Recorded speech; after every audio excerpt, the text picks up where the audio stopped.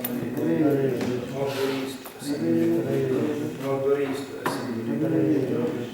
glories to Sri Sri Guru Vaishnava. All glories to Sri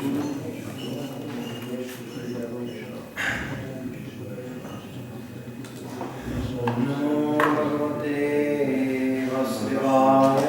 Om Namo Bhagavate Vasudevaya. Om Namo Bhagavate Vasudevaya. Om Namo Bhagavate Vasudevaya. Om Namo Bhagavate Vasudevaya. Om Namo Bhagavate Vasudevaya.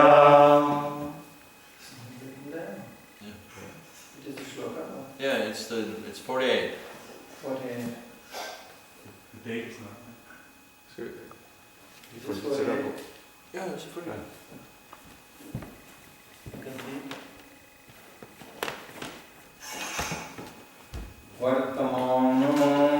Vartamana Nayayoho Kalo Sorry, it's not the same. You will. Not the same. I know. Manasaiva Puri Deva starts with. 48. Yeah. 48. Manasaiva Pure Deva Purvarupam Vipashyanti Animamsate Purvam Manasa Bhagavan Ajaha Manasaiva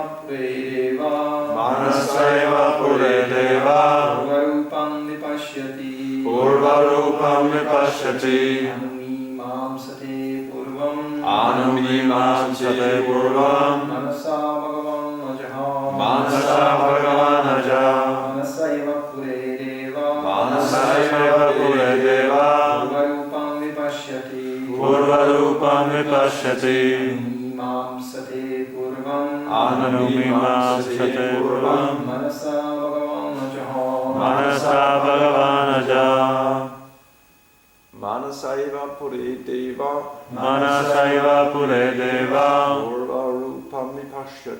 Purvarupam Vipashyati Anumimamsate Purvam Manasa Bhagavan Ajaha Manasaiva Pure Deva Purvarupam Vipashyati Anumimamsate Purvam Manasa Bhagavan Ajaha Manasaiva Pure Deva Purvarupam Vipashyati Anumimamsate Purvam Manasa Bhagavan Ajaha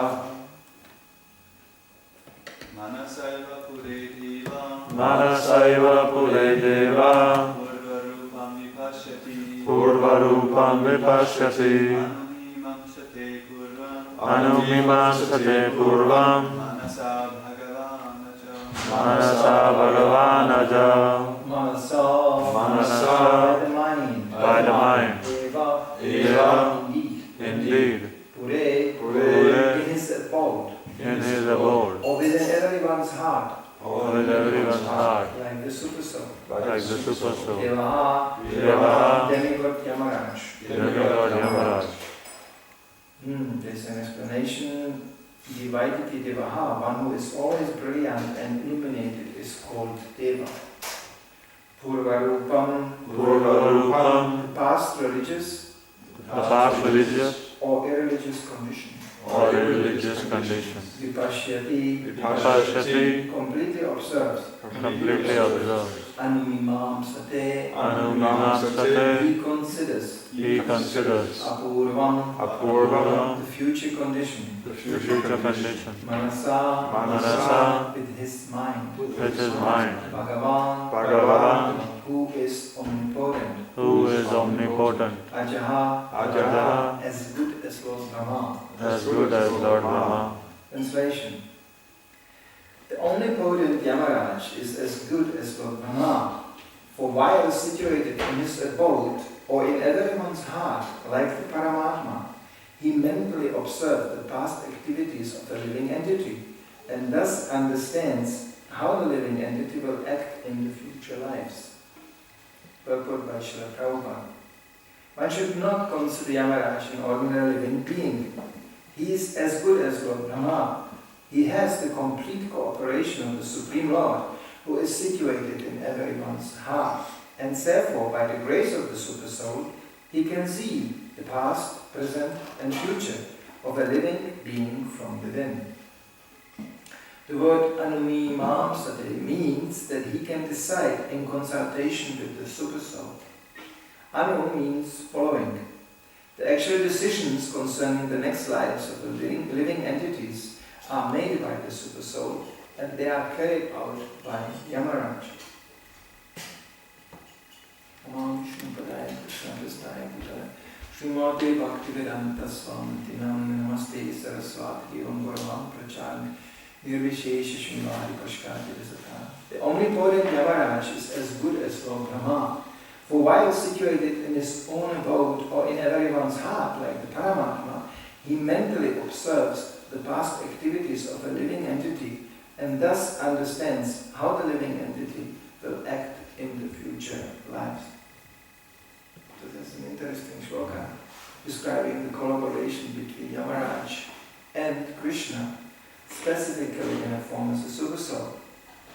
And to have such a service as Yamaraj, of course, such a cooperation and such a connection is absolutely necessary. So we can understand how intimate servant Yamaraj is of the Supreme Lord, that he actually is practically on the level of Lord Brahma and is practically situated as the Super Soul. That doesn't mean necessarily he is physically present in the heart. He doesn't have to be there. He has the same type of knowledge. It's transmitted. Like we have a Bhagavad Gita being transmitted by a speaker who wasn't on the battlefield of Kurukshetra, but he was. He was, actually, because he could perfectly see what's going on there. So the presence is defined in a Shastra, not necessarily a physical presence, but it is the presence of consciousness. That you are conscious about the same thing like somebody else, that means you are united with him. And you are aware of a certain place in such a precise form. So in this way, you are in that place. Not necessarily, Western culture is so gross that when you are not there, then you are not there. And when you think you are there, you are not there. This is like we think we are Krishna conscious. No, we are not. We think we are in Krishna consciousness. No, we are not. We are only to the degree in Krishna consciousness, the degree we are Krishna conscious. Otherwise we are not. So the place of residence is defined actually according to the status of the consciousness. So this is yoga. Yoga means to link up with, being united with.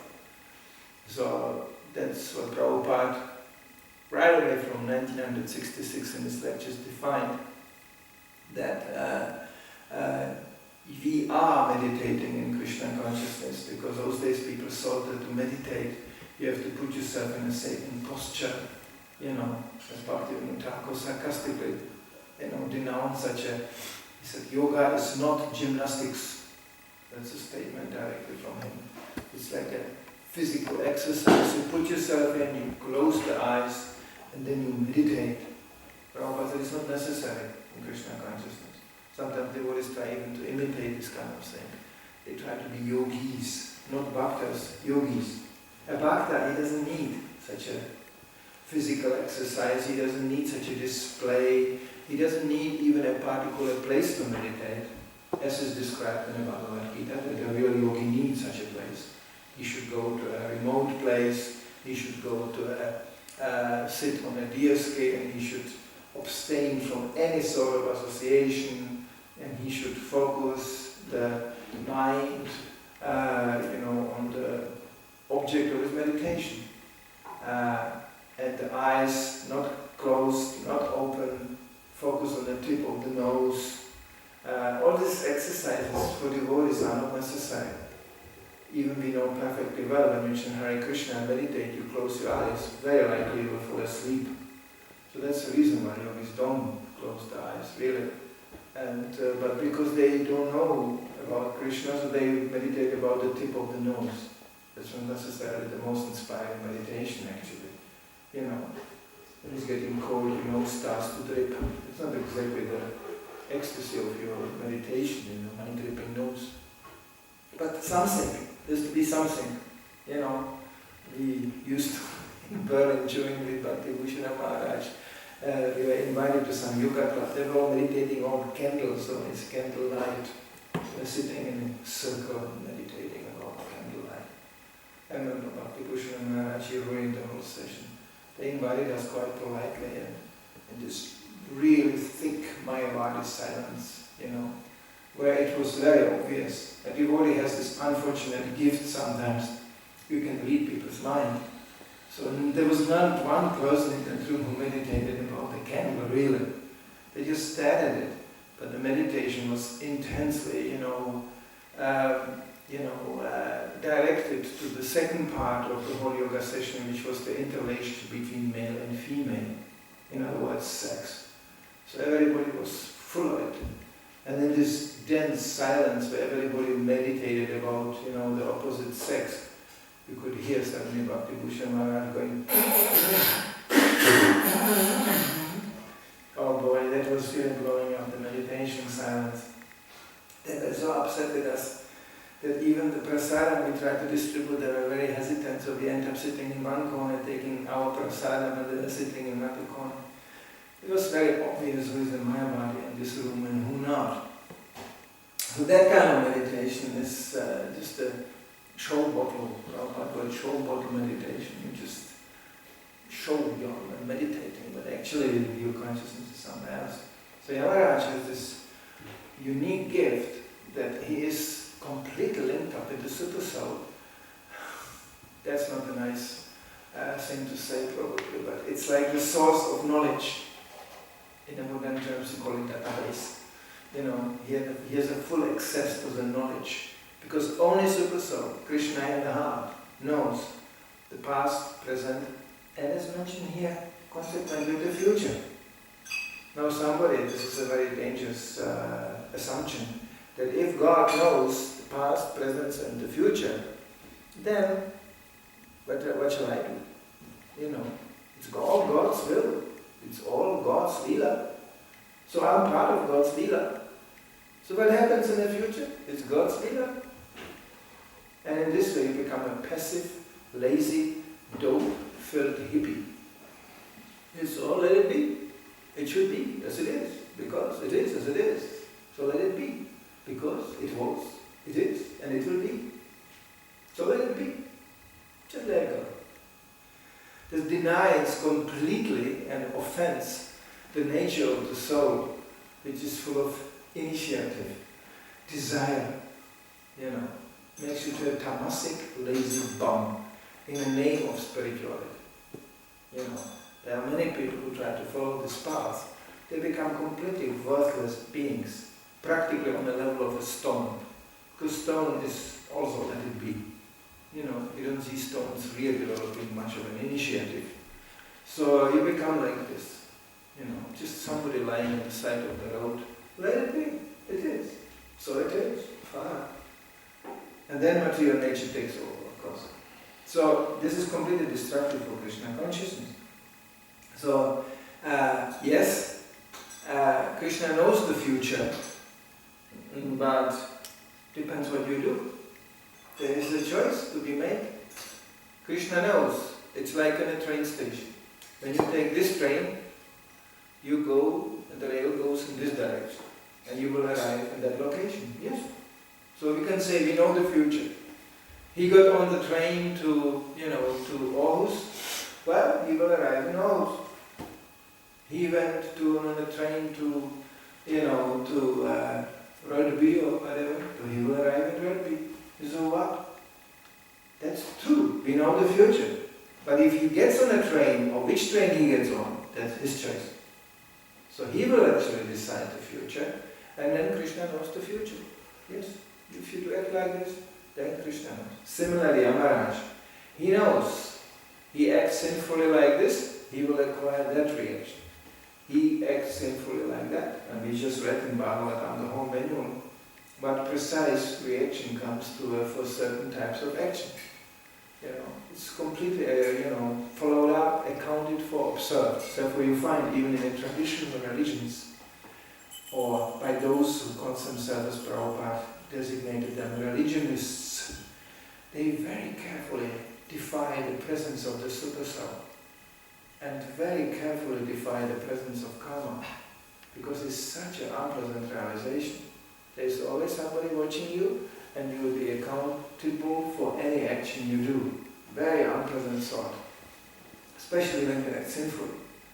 For a devotee it's not so unpleasant. For devotees, yes, it's a good warning, but if you don't act sinfully, what's the problem?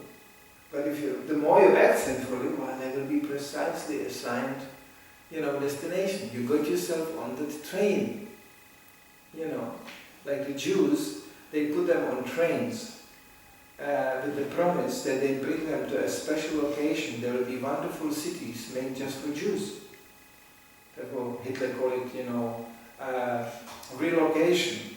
He didn't call it elimination, he called it relocation. And these Jews were sitting on these trains, strangely accommodated. They said, it's very simple. We just sit there in trains which are normally meant for transporting cattle. And they were thinking, no, but they are bringing us to a new location and we will have it just Jewish cities and wonderful, we will be enjoying ourselves. And then they brought them to a special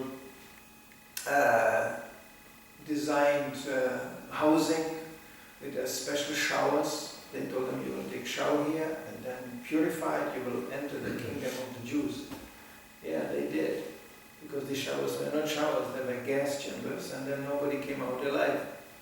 So this was, a sign of karma, which Jews until today will not agree, that once upon a time, crucifying Jesus, the whole country has to suffer until today. The whole area has to suffer. It's so contaminated. It has to suffer, and it will suffer. It doesn't matter if you have atomic bomb or not, or whatever you do. It's predicted, I think, even that the people living in this area will be driven into the ocean. There's nowhere to go. They will be driven into the ocean and drowned. Because this is the reaction when you insult such a saintly personality. And that reaction can go for thousands of years. The bigger the sadhu is, the bigger the saintly person is, well, the more heavy is the reaction. So, so this is what's very, very dangerous to, offend, actually, a sadhu. Fortunately, people don't suffer so much offending us because there's not much of a sadhu, really that much. But, the more intimate relationship you have to Krishna, well, the more severe the reaction is. That we can see in Shastric evidence. So Yamaraj is in very, very exclusive position. That he's practically knowledgeable as a super soul because he's completely connected. So he has to, because to make a proper judgment, you have to have the proper information. So he must know what that person did in the past. He must know what he's doing in the present. And according to that, it will be his future. So it's not very difficult to foretell the future for people. You tell them, if you act like this, well, you will end up like that. And they do sometimes. You can observe it even in a physical life around you. They assume already the forms, they assume the next lifetime in this body. There are definitely more and more people. We didn't know the switch. But I remember even in the 50s, 60s, it was always strive to depict the human being as somebody who is well maintained, the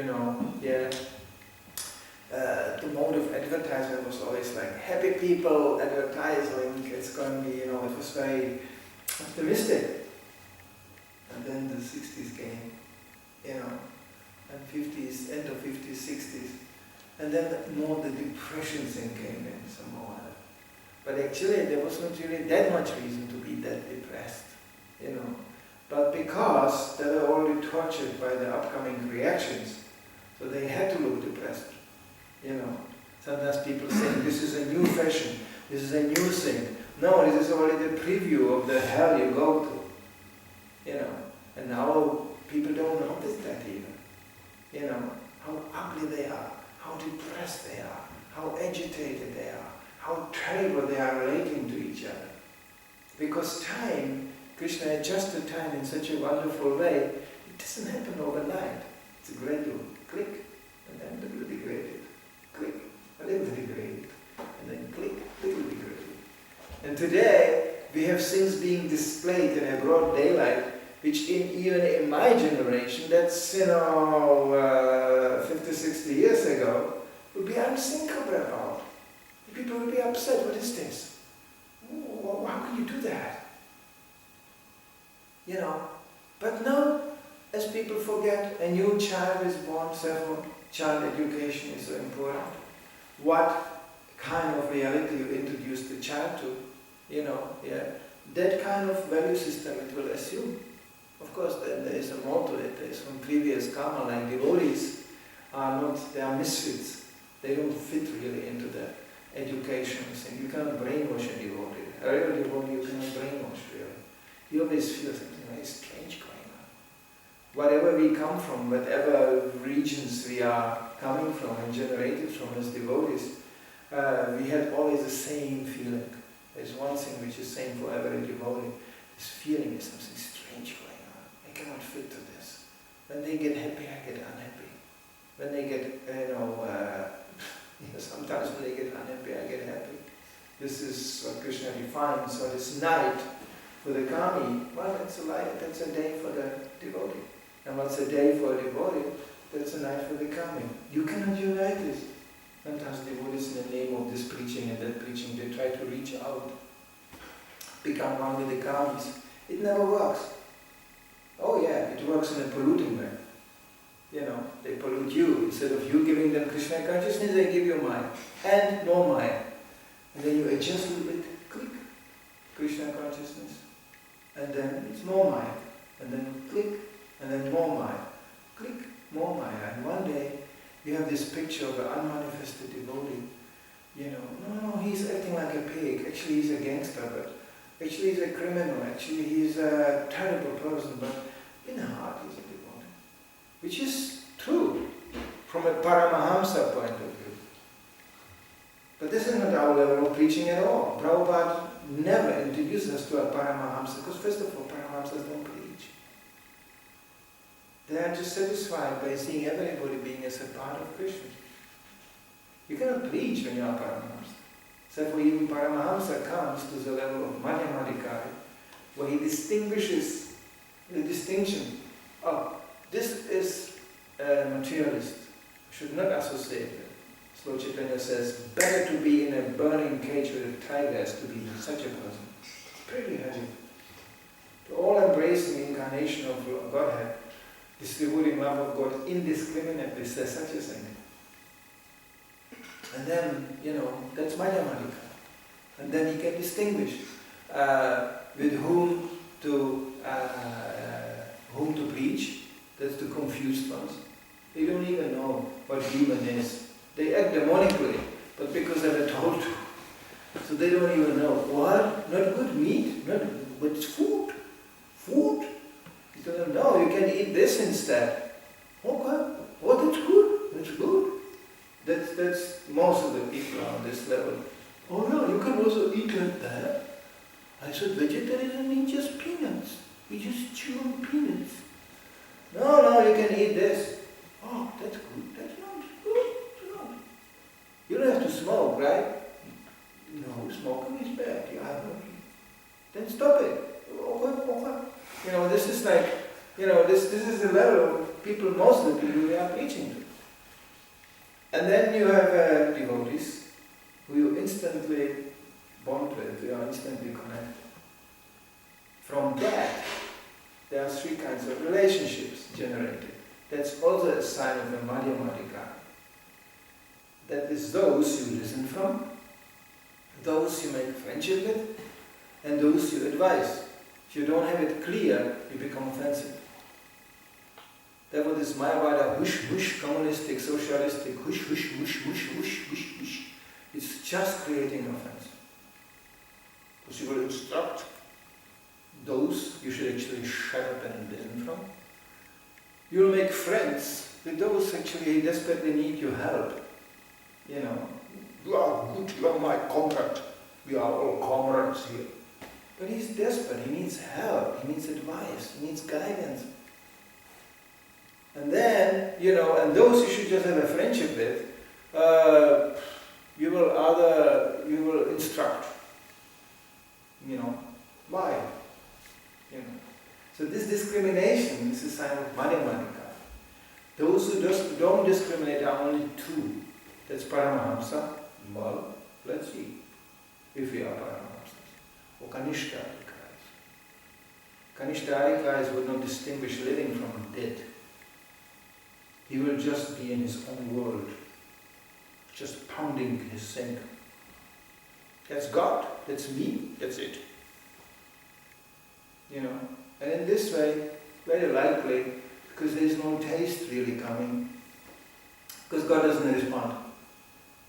He responds by guiding a Kanishta to a Madhyama. And then Madhyama gets, if Kanishta surrenders to a Madhyama, but he won't most of the time. But if he does, he will be uplifted and understand, broaden his vision. There are other living entities around me. They are also parts of Krishna. His Krishna consciousness doesn't become just an academic exercise, it becomes reality. And in this way, he will be truly understanding, and he will start to practice Krishna consciousness. Not to meditate upon it, but practice in a practical field. And you will see it. I heard this story yesterday. One devotee relating how he was part of a morning walk with Prabhupada in Mayapur. And Prabhupada with his stick, they came to the temple. And then there was this pious Indians always when Prabhupada came, looked so majestic, Prabhupada, and there was the sannyasis and such a majestic picture. So they were all bowing down, and one Indian, he was so piously revealing his problems. He said, I try, Swamiji, please, I need an advice. I try to chant Hare Krishna. I try. This kind of Christian thing. We try, but the flesh is weak. Christians, they love this kind of thing. So, the flesh is weak. Prabhupada, just as he walked, he took the can and pushed it quite violently into his chest until he pushed the man against the building, against the wall. And he said, just do it. And then he kept on walking. Devotees were like, this you can do in India, you couldn't do it in Denmark, they will call police. He attacked me.